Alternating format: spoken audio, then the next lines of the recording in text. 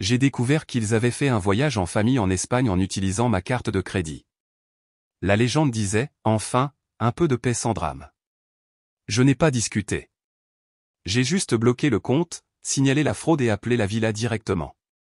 5 heures plus tard, j'avais 14 appels manqués de mon père et une capture d'écran de mon frère. Ils nous ont enfermés dehors, a-t-il ajouté. Je les ai ignorés. 2 jours plus tard. Je ne leur fais plus confiance. Je ne pense pas que je leur ferai vraiment confiance à nouveau. Ce qu'ils ont fait n'était pas seulement irrespectueux. C'était une moquerie totale, une trahison déguisée en urgence familiale. Et le pire, c'est qu'ils n'ont même pas essayé de le cacher. Ils m'ont ri au nez publiquement, comme si j'étais un idiot étranger qui finançait simplement leurs vacances. Tout a commencé il y a 5 jours. Mon père a appelé pendant ma pause déjeuner. Il a dit qu'il s'était passé quelque chose. Il était essoufflé. Ma mère s'était soi-disant blessée, s'était tordu gravement le genou, ne pouvait pas bouger, et il n'avait pas assez d'argent pour couvrir la facture des soins urgents. Mon frère avait apparemment perdu un client en freelance et paniquait à propos du loyer, et sa femme était à bout de nerfs. Tout cela ressemblait à l'un de ces moments familiaux désordonnés et chaotiques que j'ai vus trop de fois. Il m'a rappelé le fonds d'urgence que j'avais créé l'année dernière, celui avec 13 500 $ qui restait intact. J'avais ajouté ma carte de crédit juste au cas où ils auraient besoin de réserver quelque chose rapidement. Il a demandé les identifiants, a dit qu'ils avaient juste besoin de payer quelques factures, peut-être une visite à la pharmacie, rien de bien important. J'ai hésité, et je pense qu'il l'a senti parce qu'ensuite est venue la culpabilisation. Nous t'avons élevé mieux que ça, a-t-il dit. Nous ne t'avons jamais rien demandé. C'est la famille, alors je les leur ai donnés.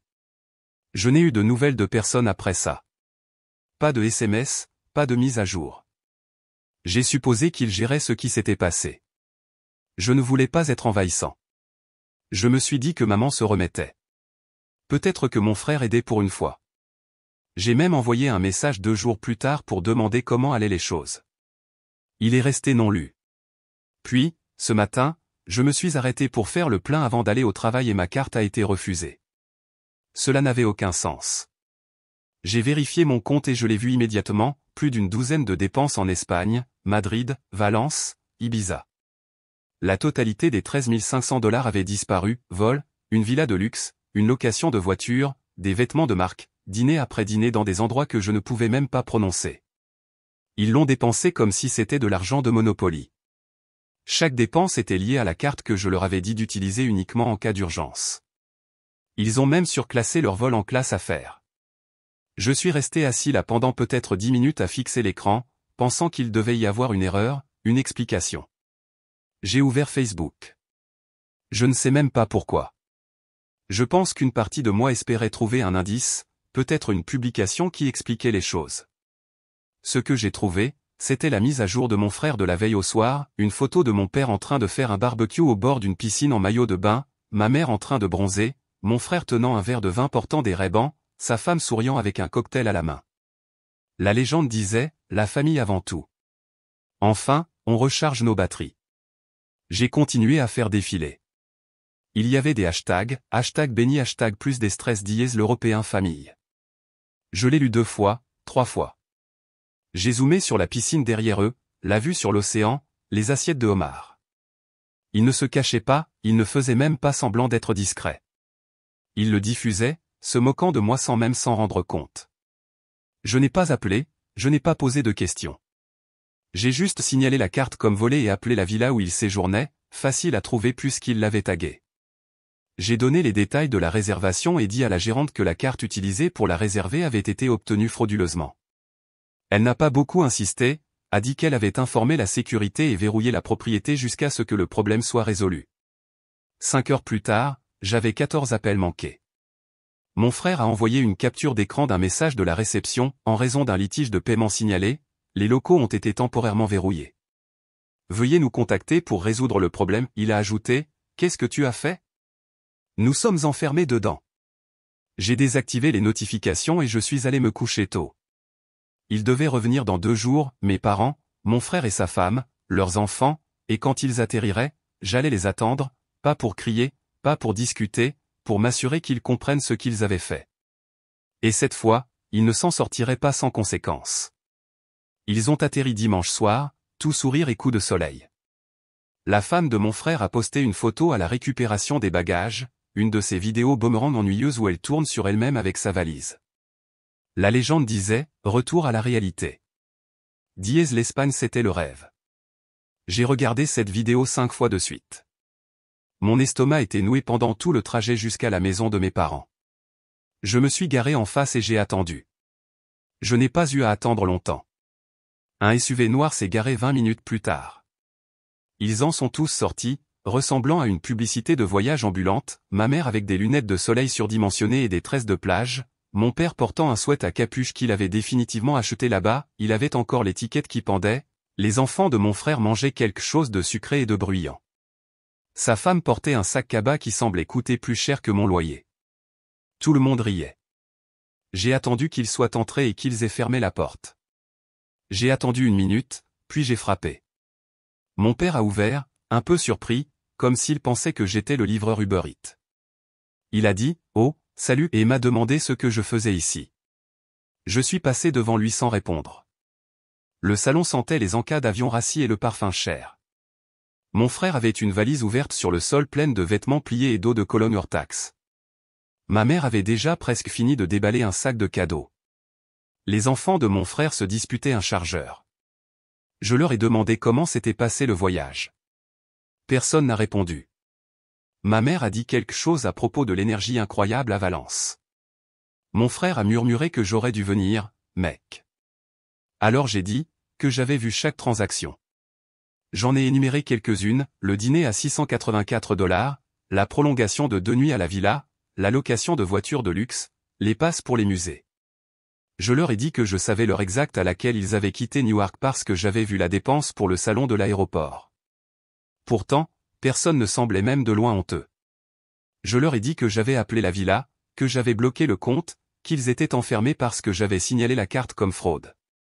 Mon frère m'a regardé d'un air mort et m'a demandé ce que j'essayais de prouver. Mon père s'est assis comme s'il était trop fatigué pour la conversation. Ma mère a secoué la tête, presque comme si j'étais déraisonnable d'en parler. Alors tout a basculé. Mon frère a dit que j'amassais de l'argent et que je ne comprenais pas ce que signifie la famille. Ma mère a continué à dire qu'il s'était sacrifié pour moi toute ma vie et que ce n'était que de l'argent. Mon père a ajouté un commentaire sur le fait que peut-être ils avaient fait une erreur, mais que j'aurais dû les appeler au lieu de déclencher une guerre. Je leur ai rappelé qu'ils avaient menti, qu'ils avaient inventé une fausse blessure, qu'ils m'avaient fait croire que quelque chose de grave se passait. Ma mère a même eu le culot de dire que s'ils m'avaient dit la vérité, je ne les aurais jamais laissés partir. J'ai dit, exactement, parce que ce n'était pas leur argent. Mon frère a dit qu'il avait besoin de ce voyage pour se ressourcer, qu'être au chômage le vidait mentalement et que ses enfants n'avaient pas eu de vraies vacances depuis des années. Sa femme a ajouté quelque chose sur le fait que je ne comprenais pas à quel point c'était difficile d'élever des enfants. Je leur ai dit que je comprenais parfaitement. C'était moi qui les aidais à payer les courses le mois dernier. Ils n'ont pas bronché. Ma mère a dit que j'étais froid et calculateur, que l'argent m'avait changé. Mon père a essayé de jouer les médiateurs, mais a quand même clairement fait comprendre qu'il pensait que je réagissais de manière excessive. Puis mon frère a souri avec suffisance et a dit, « Qu'est-ce que tu vas faire ? Reprendre la voiture ?» J'ai dit, « Peut-être. » Il a ri. Ma mère a ri avec lui. Mon père est resté assis là comme s'il voulait que tout s'arrange. Je n'ai pas souri. Je n'ai pas menacé. Je leur ai dit que ce n'était pas fini, que j'avais été patient, généreux et indulgent pendant trop longtemps, mais qu'ils avaient dépassé les bornes et que j'allais riposter maintenant. Ils ne m'ont pas cru, mais ils le feraient. 2 jours après leur atterrissage, je suis allé directement chez mon frère. Je n'ai pas appelé, je ne l'ai pas prévenu. La clé de rechange était toujours dans ma boîte à gants, exactement là où je l'avais laissée il y a 1 an. Quand je lui ai rendu la Toyota Camry à l'époque, il avait perdu son emploi, a dit qu'il avait juste besoin de quelque chose pour emmener les enfants à l'école et les ramener. Je lui ai dit que c'était temporaire. Il a juré qu'il la rendrait ou qu'il me la paierait une fois qu'il se serait remis sur pied. Cela ne s'est jamais produit. Quand je me suis garé dans l'allée, il était debout dehors en train d'arroser sa pelouse morte comme si c'était un rituel, torse nu en vieux short de sport, lunettes de soleil sur le nez. La Camry était juste là dans l'allée comme si elle m'attendait. Je n'ai pas hésité. Je suis sorti de ma voiture, j'ai marché jusqu'à la Toyota, je l'ai déverrouillé et je suis monté dedans. Je n'avais même pas fermé la porte que je l'entendais crier. Il a lâché le tuyau, a couru, a commencé à frapper sur le capot comme si je la volais. J'ai reculé lentement. Il a sauté devant la voiture et a bloqué l'allée. J'ai baissé la vitre. Il m'a demandé si j'avais perdu la tête. Je lui ai dit que non, que j'en avais fini d'être l'idiot dans cette famille. Il a commencé à s'emporter en disant que c'était sa voiture maintenant que je la lui avais donnée, que ses enfants en avaient besoin pour l'école, que sa femme en avait besoin pour les courses, et que je détruisais leur vie pour quelques dépenses sur une carte. Je lui ai rappelé que la voiture était toujours enregistrée à mon nom, que je payais l'assurance, qu'il n'y avait pas d'accord, pas de paperasse, rien qui disait qu'elle avait été à lui un jour. Il m'a traité de fou. Je lui ai dit que j'avais appris des meilleurs. Sa femme est sortie tenant un de leurs enfants qui avait l'air à moitié endormi. Elle a commencé à me crier dessus, me demandant si j'aimais traumatiser les enfants. Mon frère m'a dit que j'étais un déchet. L'enfant a demandé pourquoi oncle Henri prenait leur voiture. Je n'ai pas répondu. Je suis parti en voiture. À mi-chemin du pâté de maison, mon téléphone a commencé à vibrer. D'abord, mon frère, puis sa femme, puis ma mère, mon père, mon oncle. Pour une raison quelconque, je les ai tous ignorés. Ce soir-là, mon frère a posté une photo de l'allée vide avec une légende, « Quand la famille se retourne contre vous, il n'y a pas de fond, seulement de la trahison ». Le lendemain, il a essayé de signaler la voiture volée. Un policier s'est présenté à ma porte. Je lui ai montré le titre de propriété et l'assurance à mon nom. L'officier a pris 2 minutes, a pris une note et m'a dit de passer une bonne journée. Puis est venu le vrai contre-coup. Mon frère a intenté une action en justice contre moi, affirmant que j'avais fait don de la voiture et violé des accords verbaux. Il a cité la détresse émotionnelle, le traumatisme infantile et a même mentionné l'incident en Espagne comme si cela allait aider sa cause. Nous sommes allés en médiation. J'ai apporté tout, le SMS d'il y a 1 an où il disait qu'il rendrait la voiture, les factures d'assurance à mon nom, l'enregistrement. Il n'a rien apporté à part une impression de ce post Facebook et une déclaration manuscrite sur la façon dont il méritait mieux. Le médiateur a à peine parlé. L'affaire a été rejetée. Après cela, c'était la guerre totale. Ma mère a envoyé un message au groupe de discussion familiale disant qu'elle avait échoué en tant que mère si son propre fils pouvait être si cruel. Mon père m'a envoyé un SMS séparément et m'a demandé si je faisais une dépression. La femme de mon frère m'a traité de narcissique sur Facebook, puis une de ses amies m'a envoyé une capture d'écran comme si j'avais besoin de le voir aussi. Je suis resté silencieux. Je n'ai pas discuté. J'étais occupé avec autre chose. J'ai examiné tous les comptes partagés, les services de streaming, les récompenses d'épicerie, Amazon Prime, les mails aériens, l'adhésion à Costco. Tout ce dont ils avaient profité avait disparu. Mot de passe changé, email dissocié. Puis je suis allé encore plus loin. J'ai rencontré un avocat pour mettre à jour le fonds fiduciaire que j'avais commencé à constituer lorsque j'ai été promu il y a 3 ans. À l'origine, il avait été mis en place avec mes parents et mon frère comme bénéficiaires au cas où il m'arriverait quelque chose. Cette clause a été effacée. J'ai ouvert 2 nouveaux comptes d'épargne, un pour les investissements, un pour les voyages personnels. Je les ai tous les 2 étiquetés avec la même balise, aucun accès familial. Puis, sans dire un mot, j'ai envoyé par email à mes parents un PDF du document de fiducie révisé. Pas d'objet, pas de corps de message. 3 jours plus tard, ma mère a appelé et a laissé un message vocal. Elle a dit qu'elle ne savait pas ce qui m'arrivait, que j'étais empoisonné par l'amertume, que j'allais mourir seul si je continuais comme ça. Mon père a envoyé un long SMS. Il a dit qu'il réévaluait les choses. Il espérait qu'on pourrait parler bientôt. Ma tante a appelé aussi, elle a dit, les disputes familiales sont normales, mais celle-ci va trop loin. Mon frère ne m'a pas contacté pendant presque 1 mois. Puis un jour, il m'a envoyé un message qui disait, tu as fait valoir ton point de vue. Tu gagnes. J'espère que ça en valait la peine. Ça l'était, mais je n'en avais pas fini. Une semaine après l'audience au tribunal, la femme de mon frère m'a envoyé un email. Pas un SMS, pas un appel, un email en bonne et due forme avec une ligne d'objet qui disait « Soyons civilisés ».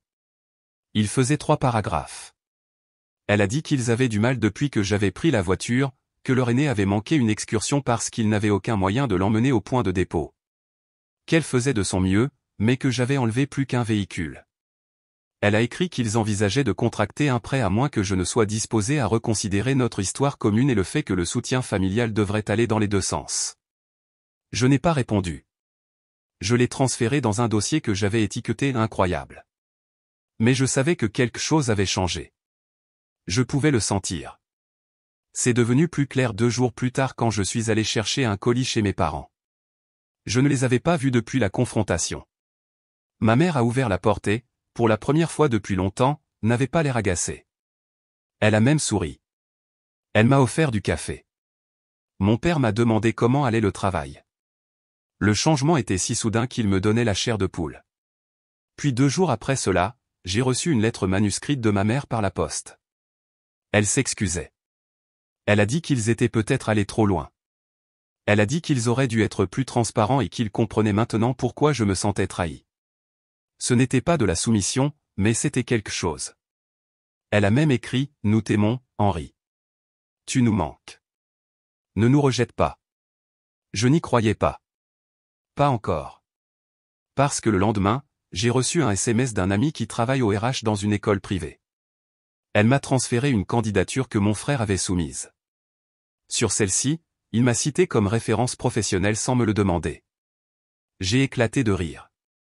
Puis, plus tard ce soir-là, j'ai reçu un appel d'un numéro bloqué. J'ai décroché. C'était mon frère. Il n'a pas crié. Il n'a pas accusé. Il a juste demandé si on pouvait parler. Nous nous sommes rencontrés dans un café à mi-chemin entre nos appartements. Il s'est présenté dans un sweat à capuche qui avait encore du sable sur les manches. Il a dit qu'il était désolé de la façon dont tout avait dégénéré. Il a dit qu'il ne voulait pas que les choses empirent. J'ai demandé si sa femme savait qu'il était ici. Il a dit que non. Puis il m'a dit la vraie raison pour laquelle il m'avait contacté. Il avait reçu une offre de faire du conseil en freelance, mais il devait montrer une preuve de stabilité, de propriété d'une voiture, de revenus actuels, de référence familiale. Le voyage en Espagne avait ruiné leurs finances plus qu'ils ne s'y attendaient. La villa a bloqué l'une de leurs cartes de crédit. Leur banque a signalé leurs dépenses comme suspectes. Ils ont dû annuler les services publics pendant une semaine en réglant le problème. Il avait plus d'ennuis que je ne le savais. J'ai dit que j'aiderais une fois, mais pas avec de l'argent. Je lui ai dit que je lui trouverais un emploi, pas une aumône, pas une faveur. Je le ferais embaucher dans mon entreprise. Il a eu l'air stupéfait, m'a demandé si j'étais sérieux. Je lui ai dit que oui, mais qu'il devrait commencer par le bas. Support de données de niveau débutant, pas de télétravail, pas d'excuses. Il m'a demandé pourquoi je faisais ça. Je lui ai dit que ce n'était pas pour lui. Je le faisais pour moi parce que les regarder se tortiller et transpirer et réaliser qu'ils avaient besoin de moi était mieux que tout ce que j'aurais pu acheter avec ces 13 500 $. Parce qu'après des années de chantage émotionnel, de subtiles insultes, de voyages de culpabilisation et d'être le cochon tirelire de la famille, j'en avais fini d'être leur victime. Je devenais leur problème. Et j'aimais ça. Il a pris le poste. Il n'avait pas le choix, vraiment. Je m'en suis assuré. Mon entreprise avait besoin de personnes pour gérer les rapports de données des clients entrants, travail ennuyeux, beaucoup d'Excel, des tonnes de vérifications croisées des chiffres, un minimum de créativité. Parfait pour quelqu'un sans expérience récente et avec une tendance à blâmer les autres pour ses échecs. Je n'ai pas tiré de ficelle pour le faire entrer. Je l'ai fait postuler. Je lui ai donné le lien et lui ai dit le nom du responsable du recrutement. Je l'ai regardé passer par le processus comme tous les autres candidats. Je ne l'ai pas préparé pour l'entretien. Je ne l'ai pas aidé avec son CV. Quand il a finalement reçu l'offre, je l'ai félicité comme je le ferais avec un étranger. Il a commencé il y a 3 semaines. Je n'ai dit à personne au bureau que nous étions liés. Et puis presque immédiatement, les choses ont commencé à s'effondrer. Sa femme m'a appelé le 2e jour. J'étais au travail. Elle a laissé un message vocal, sa voix toute tremblante, disant qu'elle ne pouvait pas le faire seule. Elle a dit qu'il partait plus tôt et rentrait tard et n'aidait pas avec les enfants ou la maison. Elle m'a demandé si je pouvais lui parler, le motiver, lui rappeler que ce travail était important. J'ai supprimé le message. Puis ma mère a recommencé à m'envoyer des SMS. Elle a dit qu'elle était fière de moi de prendre les choses en main, de guider mon frère vers l'âge adulte, qu'elle aimerait nous préparer à dîner tous les deux bientôt. Comme au bon vieux temps. J'ai ignoré ça. Au travail, mon frère a gardé la tête baissée, mais ça n'a pas duré longtemps. Il a commencé à manquer des échéances mineures, à glisser sur les rapports, à se connecter en retard. Mon manager m'a appelé vendredi dernier et m'a dit « Nous avons embauché ce type que Henri a recommandé. A-t-il quelque chose qui se passe à la maison ?» J'ai juste haussé les épaules. À la 3e semaine, son humeur avait changé. Le sourire suffisant qu'il portait toujours quand il pensait gagner avait disparu. Le sarcasme, l'arrogance désinvolte remplacée par une sorte de frustration sourde. Il avait l'air fatigué. Il évitait le contact visuel. Il m'a envoyé un message Slack me demandant si je voulais déjeuner un jour, juste nous deux. Je l'ai laissé en lu. Puis aujourd'hui, il a craqué. Il s'est présenté à mon bureau vers 16h45, les yeux bouffis comme s'il n'avait pas dormi, m'a demandé si j'avais une minute. Je l'ai suivi jusqu'au parking. Il n'a rien dit au début, s'est juste appuyé contre la rambarde et a regardé dans le vide. Puis il m'a dit qu'ils avaient 3 mois de retard de loyer. Sa femme ne travaillait pas. Son entreprise en ligne ne prenait pas l'ampleur qu'elle espérait. Il recevait des appels de recouvrement quotidiennement. La Camry avait disparu, évidemment, et il n'avait pas les moyens d'acheter une autre voiture. Ses enfants mangeaient des céréales au dîner la moitié de la semaine. Il m'a demandé si je pouvais aider. J'ai dit oui. Il a levé les yeux comme s'il ne me croyait pas. Puis je lui ai dit que je l'aiderais à trouver un autre emploi, un meilleur salaire, de meilleures heures, mais toujours un qu'il devait gagner. J'avais des contacts. Je pourrais tirer des ficelles, mais seulement s'il prouvait qu'il pouvait gérer celui-ci. Pas de sauvetage, pas de cadeau, juste des options. Il a hoché la tête, a dit qu'il prendrait ça, quoi que j'ai. Puis il s'est arrêté et a demandé quelque chose d'inattendu, « Est-ce que tu nous détestes maintenant ?» Je n'ai pas répondu. Je suis monté dans ma voiture et je suis rentré chez moi. Parce que la vérité est que je ne les déteste pas. La haine demande trop d'efforts. Ce que je ressens maintenant est plus simple, comme regarder un vieux film que j'aimais pour me rendre compte que chaque personnage était horrible et que je ne l'avais jamais remarqué. La dynamique du pouvoir avait disparu maintenant. Ils m'avaient utilisé pendant des années et s'attendaient à ce que je me taise. Maintenant, ils avaient besoin de moi et j'écrivais les conditions et je ne faisais que commencer. La dernière vraie conversation que j'ai eue avec mes parents était un dimanche matin. Mon père a appelé et a demandé si on pouvait se rencontrer pour un café. Il a dit qu'il voulait juste parler. Pas d'accusation, pas de drame. Je me suis dit que je leur donnerais une dernière chance, pas pour eux, pour moi, pour l'entendre, pour voir s'ils reconnaîtraient enfin ce qu'ils avaient fait sans le transformer en une version tordue de la loyauté ou de la tradition. Ils étaient déjà assis quand je suis entré dans le café. Ma mère portait ce cardigan qu'elle mettait toujours quand elle essayait de paraître chaleureuse. Mon père a souri trop vite. Ils m'ont demandé comment allait le travail. Je n'ai pas répondu. J'ai demandé pourquoi ils avaient appelé. Mon père s'est éclairci la gorge et a dit qu'ils avaient remarqué que les choses étaient différentes ces derniers temps. Ma mère a ajouté qu'on avait l'impression qu'on s'éloignait. Puis elle s'est penchée et a dit, « Tu sais, on t'aime, Henri. On a toujours fait ce qu'on pensait être le mieux. » C'est à ce moment-là que j'ai su que c'était fini. Ils ne comprenaient toujours pas. Ils ne le pouvaient pas. Ce qu'ils considéraient comme de l'amour, je le voyais comme de la manipulation. Ce qu'ils appelaient proximité, je le vivais comme du contrôle. Et ce qu'ils ont fait en Espagne n'était pas seulement des vacances. C'était la goutte d'eau qui a fait déborder le vase dans une longue guerre invisible que je ne savais même pas que je menais jusqu'à ce que j'arrête de la financer.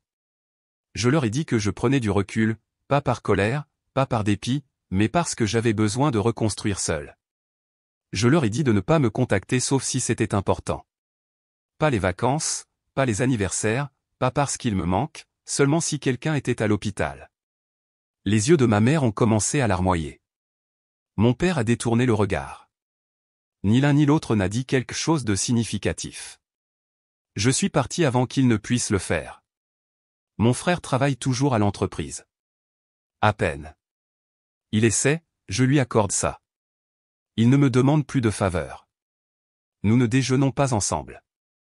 Nous nous croisons dans les couloirs comme des collègues qui ont partagé un mauvais projet. Il y a un mois, sa femme a cessé de me suivre sur tout. Puis elle a posté une photo de la famille dans un parc public avec une légende, « Quoi qu'il arrive, nous nous relevons ». Je n'ai pas aimé. Je m'en fichais. Ce matin, je l'ai vue assise seule dans le bureau des RH. Je ne sais pas ce qu'elle y faisait, peut-être qu'elle postulait pour quelque chose, peut-être qu'elle se renseignait sur les avantages sociaux. Je n'ai pas demandé. Mes parents ne m'ont pas contacté depuis 3 semaines. Le dernier SMS que j'ai reçu était de ma mère me demandant si je viendrais au moins pour Thanksgiving. Je n'ai pas répondu. J'avais l'habitude de fantasmer sur un grand moment où ils comprendraient enfin, où j'obtiendrais justice, où ils me supplieraient de leur pardonner, et où je déciderais s'ils en étaient dignes. Mais la vraie vie ne se déroule pas comme ça. Parfois, les gens ne changent pas. Parfois, ils ne s'excusent pas. Parfois, tout ce que vous pouvez faire, c'est vous éloigner, reconstruire votre propre vie et regarder la leur continuer sans vous, tranquillement, à distance, et pour une fois, sans culpabilité. La mise à jour, 3 mois après tout ça, j'étais rentré tard à la maison un mercredi. La pluie frappait les fenêtres. Rien à la télé.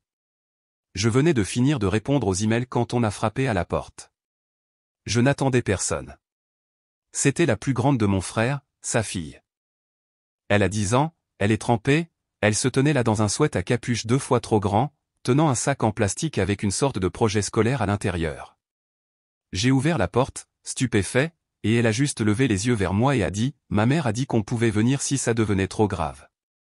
Derrière elle, la femme de mon frère se tenait près du trottoir dans le Honda délabré, moteur toujours en marche. Elle n'est pas sortie, n'a pas fait signe de la main, a juste regardé devant elle.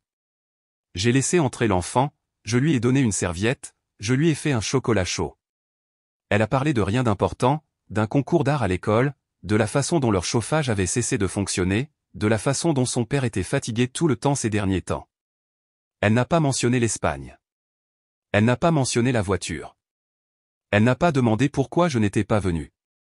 Elle a juste dit « C'est mieux ici. Tu es gentil ». Après une demi-heure, sa mère est venue à la porte, n'a pas dit merci, n'a rien dit, a juste pris sa main et est partie. Je suis resté à la porte en les regardant retourner sous la pluie. Personne ne s'est retourné. Cette nuit-là, je n'ai pas beaucoup dormi. Cela m'a rappelé que dans tout ce désordre, il y avait des gens pris dans les retombées qui n'ont jamais eu leur mot à dire. Les enfants, peut-être même une version de mon frère avant que tout ne tourne mal. Et ça m'a fait réaliser quelque chose que je n'avais pas complètement admis. Je ne regrettais rien. Ni la vengeance, ni le silence, ni la prise de la voiture, ni le fait de m'en aller. Parce que pour la première fois de ma vie, j'avais établi les règles. J'avais tiré un trait. Et peut-être que ce n'était ni noble ni gracieux ni poétique, mais c'était à moi.